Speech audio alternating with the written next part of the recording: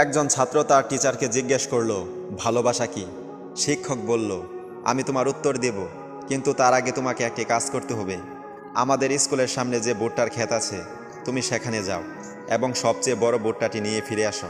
কিন্তু একটা শর্ত আছে, তুমি সবচেয়ে বড় ভুট্টাটি খুঁজে নিয়ে আসবে এবং খুঁজতে খুঁজতে যে ভুট্টাটি পেছনে ফেলে গেছ তার নিতে পারবে না। ছাত্রটি মাঠে গেল এবং ভুট্টার ক্ষেতের প্রথম সারিতে খোঁজা শুরু করলো। সেই সারিতে একটা বড় ভুট্টা ছিল, কিন্তু সে ভাবল হয়তো সামনের সারিতে আরও বড় কোনো ভুট্টা তার জন্য অপেক্ষা করছে। পরে যখন সে মাঠের অর্ধেকের বেশি খোঁজা শেষ করলো, তখন বুঝতে পারল এদিকের ভুট্টাগুলো ঠিক অতটা বড় নয় যেটা সে আগেই খুঁজে পেয়েছিল। ছাত্রটি বুঝল যে সবচেয়ে বড় ভুট্টাটি সে পেছনেই ফেলে এসেছে এবং এজন্য তার অনুশোচনার শেষ থাকলো না। তাই সে খোঁজা বাদ দিয়ে খালি হাতে টিচারের কাছে ফিরে এলো। টিচার তাকে বলল, এটাই ভালোবাসা।